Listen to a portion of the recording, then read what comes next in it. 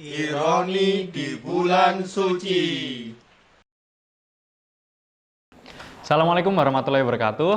Ketemu lagi di acara kita Booster Ramadan, Ironi di bulan suci. Wah, gimana teman-teman, puasa hari pertamanya? Lancar atau mungkin udah ada godaan-godaan setan yang berdatangan? Kan setan diikat. Oh iya, setan manusia ada barangkali? Aduh, wakil setan mungkin ya. Ya, jadi karena tadi udah pada buka nih pastinya. Nah, tentunya mungkin kita akan bahas soal buka puasa gini, Mas. Iya. Orang kalau pas dia puasa itu ya jelas lah lapar dan dahaga gitu. Nah, menjelang jam-jam sore itu pas mau buka, jadi mupeng nih ngeliatin ada Ngeliat siapa itu mupeng? makanan sama minuman maksudnya gitu. Tapi memang di bulan puasa ini kayaknya nge-stalkingin lihat IG juga bisa gitu. Oh itu kamu itu. Ngeliatin mukbang maksudnya gitu, ngeliatin mukbang. Wah iya juga ya, hukumnya nontonin mukbang pas puasa itu apa ya? Nonton mukbang. Jadi kenyang gitu loh. Sebentar, mukbang itu apa sih sebenarnya? Coba jelasin. Mukbang, Muk itu gelas, bang itu abang-abang ya. bang Itu duit. merah, abang merah. Kira jelas sih, hapus bae. Banget nih acara Ramadan. Lanjut. Aduh ampun deh. Oh ya, jadi kalau menjelang buka puasa itu biasanya asik ngeliatin sebuah gitu, ngeliatin kolak, tergoda lah buat nanti pengen makan, semua pengen dibeli rasanya, semua pengen dimakan gitu. Tapi begitu pas udah buka minum air putih doang, ya udah kenyang gitu. Walaupun mungkin tetap ada yang balas dendam, makannya banyak. Jadi males traweh, jadi males sholat gitu. Oke. Nah itu sebenarnya Nabi sendiri tuh kalau buka puasa tuh gimana Mas? Gitu? Gak tau, nggak pernah lihat. Aduh, kan ada hadis gitu loh. Oh, lah tahu ya udah jelasin sendiri. Ya kan saya nggak tahu, barangkali Mas Daki kan. Oh iya. Jadi gini sebenarnya ya. Sebelumnya bahwa puasa itu kan mengajarkan kita untuk menahan, ya. Menahan segala sesuatu yang merugikan. Itu simpelnya puasa tuh gitu. Menahan dari segala sesuatu yang tidak berfaedah, menahan dari segala sesuatu yang merugikan. Karena dalam kehidupan kita selama ini kita tuh sering banget melakukan yang tidak berfaedah. Karena tidak bisa menahan, ya, tidak bisa menahan. Misal, tidak bisa menahan hawa nafsu akhirnya melakukan pacaran dan seterusnya. Tidak bisa menahan untuk membeli sesuatu yang bermanfaat saja, akhirnya beli sesuatu yang tidak bermanfaat dengan dalih self reward, ya kan? Beli apa-apa dengan dalih self reward. Nah, puasa itu mengajarkan kita seperti itu. Jadi ketika kita berbuka puasa, luar biasanya orang berbuka puasa tuh nggak bisa makan banyak-banyak, ya nggak? Ya kan? Oke, bener ya. Kita nggak bisa makan banyak-banyak ketika berbuka puasa. Herannya itu, padahal kalau kita tidak berpuasa, pagi, siang, sore bisa makan terus, banyak. iya. Tapi giliran pas berpuasa kok makanan malah berkurang gitu ya. Konsumsi kita malah berkurang. Nah, Rasul dulu kalau misalnya beliau SAW itu berbuka puasa, itu memang cuma memakan kurma yang yang basah. Kalau tidak ada, kan ada rutop, ada tamer ya. Oh, Iya, kalau Rasul itu biasanya kalau yang paling bagus itu buka puasa dengan kurma yang basah, ya, yang rasanya lebih manis. Atau kalau misalnya nggak ada, maka Rasul akan makan kurma yang kering. Atau kalau misalnya nggak ada juga, Rasul cuma meminum seteguk air putih dan kemudian mendirikan sholat maghrib. Dan Rasul tidak mendirikan sholat maghrib sebelum berbuka puasa. jadi makan dulu, buka dulu. Iyalah, jelas. Termasuk itu cuma buka doang buat batalin atau sama makan besarnya juga sekalian gitu? Enggak, Rasul nggak pernah makan besar. Oh. Itu yang kadang-kadang saya juga bingung ya. Di acara-acara tuh disediain nasi gitu. Saya juga bingung itu siapa sih yang duluan kayak gitu. Siapa yang duluan kayak gitu, ngadain kayak gitu. Masa langsung dikasih nasi. Lah masalahnya kita tuh kan sayang ya nggak sih? Disediain nasi nggak dimakan. Sayang, dimakan begah. Nah, jadi memang sebaiknya nasi itu disediakan setelah sholat maghrib atau sekalian setelah sholat isya. Kenapa? Supaya kita bisa lancar dalam beribadah. Betul sekali. Jadi yakin deh ya, semua teman-teman sekalian kalau lagi puasa pasti kalau buka puasa tuh cukup makan atau minum yang sedikit-sedikit aja gitu loh. Jadi memang berpuasa itu mengajarkan kita untuk sederhana dalam setiap perilaku, termasuk makan, termasuk buka puasa.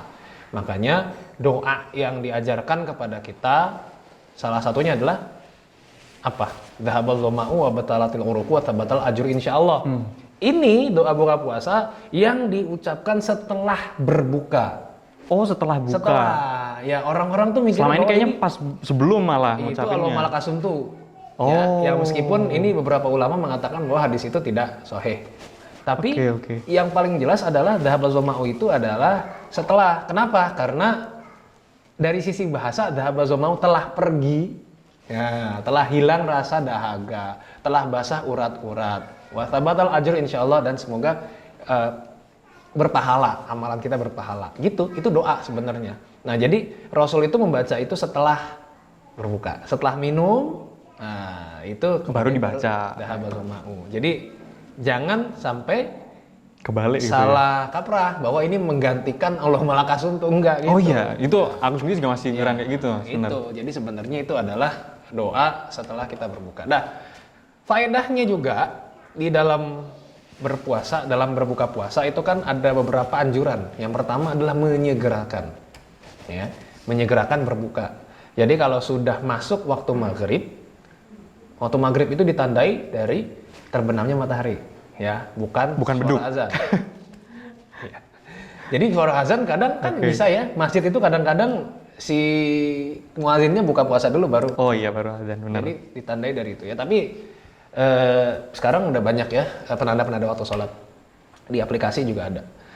Itu. Jadi segerakan. Walaupun cuma minum glek gitu doang, itu sudah cukup. Karena sunnah. Kenapa? Karena Nabi bilang bahwa orang Yahudi dan Nasrani itu tidak menyegerakan berbuka. Oh, justru malah karena ada orang suka gini Mas, wah nggak apa-apa lah bukanya nanti aja, aku kuat kok gitu. Gitu. Iya. Itu Jadi itu malah, jadi malah itu ternyata niru Yahudi Nasrani ternyata malah. Jadi intinya standing point kita adalah kita ikutin Nabi. Iya. Nabi itu kalau buka puasa bersegera. Ya. Kalau kita bahas Yahudi dan Nasrani nanti ada yang. Wah, ada yang tersinggung gitu nanti. Nah, terus itu ya pertama. Terus yang kedua, bahwa di dalam berbuka puasa itu ada waktu yang mustajab di mana doa kita dikabulkan. Ya, ini ada perbedaan. Oh. Ya, ada yang mengatakan bahwa doanya itu sebelum berbuka. Buka atau pas Ada habis? yang mengatakan doanya itu setelah berbuka sedikit kemudian berdoa. Apa doanya? Apa aja? Apa saja? Karena doa di saat itu adalah doa yang mustajab. Oh, orang kadang udah terlalu semangat buka, terus jadi justru nggak ngerti kalau doa di sini. Oh, Lupa berdoa, padahal iya. justru doa di dalam Itu momennya malah padahal. itu momen yang sangat emas ya. Jadi buat yang jomblo biasa di situ berdoa.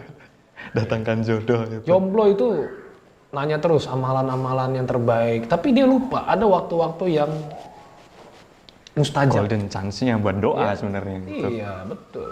Ya, di antara azan dan iqomah, pas buka puasa, pas hujan gitu. Kan luar biasa. Saat dizolimi kan, jomblo kan sering dizolimi ya. Itu kan doanya mustajab. Nah, jadi hikmahnya itu.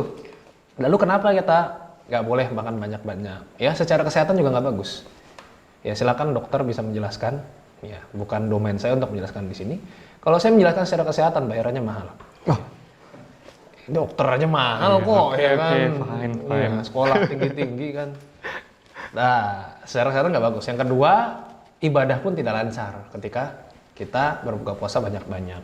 Yang ketiga, memang puasa itu mengajarkan kita untuk memanage pencernaan kita gitu loh. Jadi supaya nggak berlebihan dan supaya nggak kaget. Karena memang di dalam berpuasa itu justru tadi ya seperti dikatakan tadi bahwa kita itu menahan dari hal-hal tidak berfaedah. Termasuk berbuka puasa secara berlebihan itu sangat tidak berfaedah. Sangat tidak berfaedah. Dan memang teman-teman sekalian pun kalau kita tidak berbuka secara berlebihan, jangan menyediakan makanan secara berlebihan juga. Karena biasanya pas puasa, daya konsumsi kita tuh menurun. Kapan sih kita bisa makan? gitu, Kapan iya. sih kita bisa makan kan? Cuma bisa makan habis maghrib sampai subuh. Kan kalau taruhlah kita buka puasa itu menghabiskan waktu 15 menit misalnya. Kemudian sholat maghrib, itu sudah menghabiskan waktu 10 menit misalnya seperti itu. Belum lagi tambah tilawah. Udah deket isya. Iya. Mau isya, nggak enak tuh makan. Kita sholat isya. kemudian sholat Sambung terawih. Ya habis sholat terawih baru tuh lapar. Kalau makan banyak-banyak sahurnya nggak enak, ya kan? Iya. Kalau kita makan banyak-banyak pas malam itu sahurnya pasti enak gitu. Nah memang kita tuh daya konsumsinya kurang, jadi memang pas puasa ini banyak-banyaklah berbagi makanan ketimbang mengkonsumsi makanan. Itu makanya jangan berlebihan saat berbuka puasa. Ironi juga sih tadi. Nyambung soal harusnya kan kita memanage justru konsumsinya lebih dikit, tapi banyak orang tuh ketika bulan puasa pengeluaran bulanannya malah justru lebih banyak gitu. Masa? Wah ini gawat. Kalau Malah zaman jadi gelembung 2 kali lipat gitu. kalau zaman iya. saya mahasiswa tuh enggak ya. Iya, Zaman saya beda mahasiswa kayaknya justru ya. berkurang karena apalagi di Jogja ya setiap masjid mengadakan buka puasa. Takjilan dia, mumpung Bahkan malah ada itu. masjid yang mengadakan sahur bersama. Ada masjid yang mengadakan, nggak usah dikasih tahu nanti pada ngumpul. Ya. Ada yang seperti itu, lumayan. Jadi cuma Menghemat pengeluaran selama justru. 1 bulan puasa itu cuma ngabisin duit buat bensin. Untuk jalan ke masjidnya itu, iya. Iya, itu pun paling bensin berapa kali lah paling. Ya karena kuliah aja kan, karena ke kampus habis bensin gitu. Itu, jadi yang paling penting adalah semangat berbagi. Ya, Semangat maka kita berbagi. kurangi konsumsi di bulan puasa gitu. Nah, itu poinnya teman-teman, semangat berbagi gitu. Mungkin itu yang mindset harus diubah kayaknya gitu Iya, mas. karena Iya. memang kan kita kan merasakan, oh iya ya nggak makan tuh nggak enak.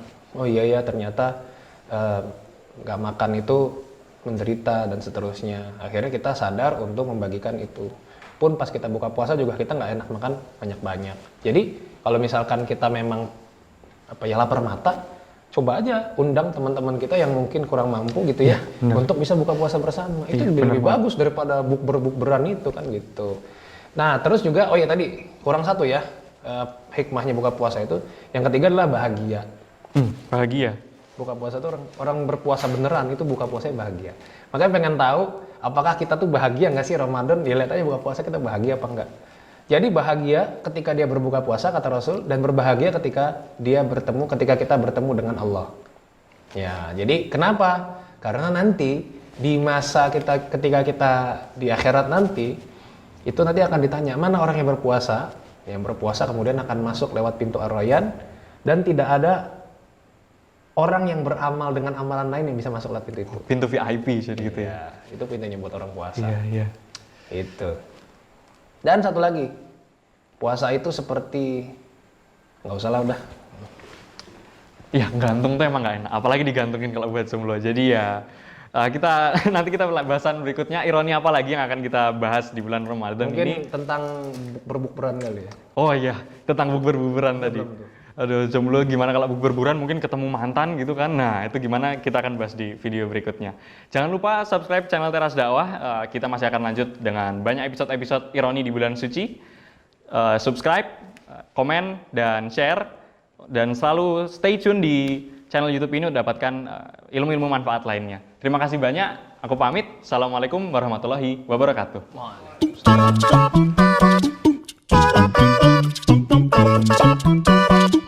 Tum tum tum